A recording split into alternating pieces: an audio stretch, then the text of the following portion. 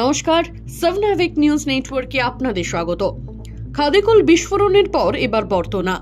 বেড়া তৈরি করার সময় টিনের কৌটোয় হাত লেগে ঘটল বিপত্তি। মুহূর্তের মধ্যে বিস্ফোরণ, উড়ে গেল হাত।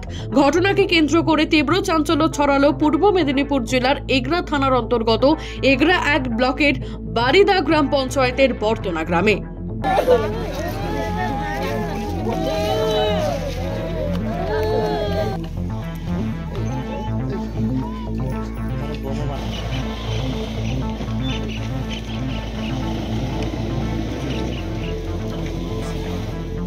আজ ঘড়ির কাঁটায় তখন প্রায় 10টা বেজে 15 মিনিট। স্থানীয় সূত্রে যেটা জানা যাচ্ছে, দিনমজুরের বর্তনা গ্রামের বাসিন্দা বছর 50-এর শেখ রাইজউদ্দিন অন্যান্য দিনের মতো কাজে বেরিয়েছিলেন।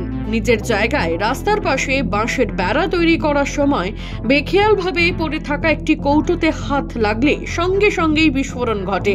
তীব্র বিস্ফোরণে উড়ে যায় শেখ রাইজউদ্দিনের হাত।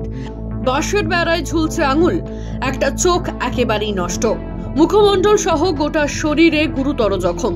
বিস্ফোরণের শব্দ পেয়ে ঘটনাস্থলে ছুটে আসেন স্থানীয় বাসিন্দারা। কার্যত আটকে ওঠার জোগাড়। কি বলছেন তারা, চলুন শুনবো।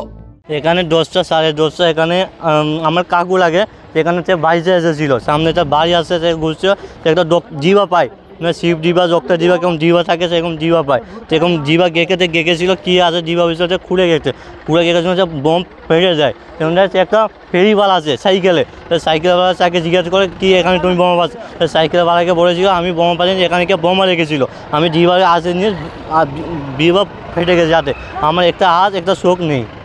তো এখানে কেউ ছিল না, একটা সাইকেলওয়ালা এসেছিল, সে সাইকেলওয়ালা গেঁকে সাইকেল নিয়ে গেছে তার বাড়িতে। এখন তো একটা হাত একটা চোখ নেই, এখানে চোখ তো নেই, এখানে নেই, কেটে পড়ে গেছে।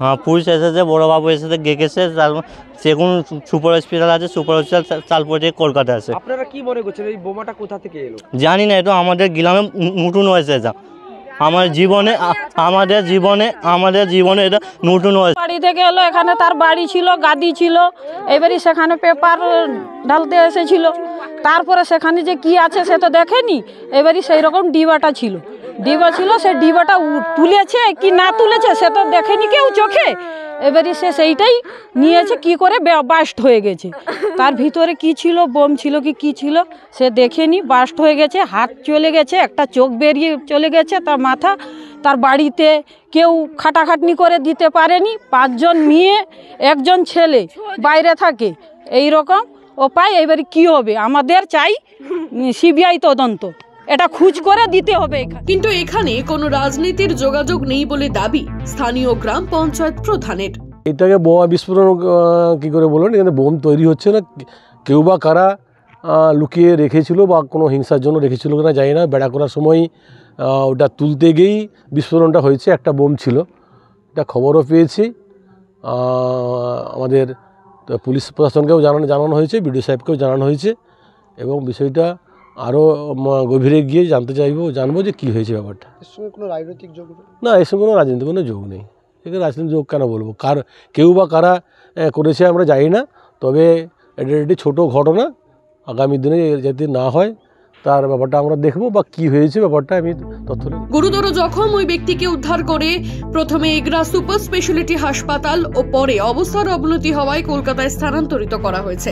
ঘটনার খবর পেয়ে দিন ঘটনাস্থলে সরেজমিনে তদন্তে আসেন এগরা থানার আইসি স্বপন কুমার গোস্বামী সহ তদন্তকারী অফিসাররা। কিন্তু কি কারণে এই ঘটনা ঘটলো তা নিয়ে পুলিশের তরফ থেকে কোনো প্রতিক্রিয়া পাওয়া যায়নি। প্রকৃতপক্ষে কি ঘটেছে তা নিয়েই সবাই ধোঁয়াশার মধ্যে। মদন মাইতি, সাবনাভিক নিউজ, পূর্ব মেদিনীপুর। সমস্ত খবরের আপডেট পেতে লাইক করে সাবস্ক্রাইব করুন সাবনাভিক নিউজ। সেই সঙ্গে বেল বাটন প্রেস করতে ভুলবেন না। আপনাদের একটা সাবস্ক্রিপশন আমাদের জন্য অত্যন্ত মূল্যবান। জয় হিন্দ।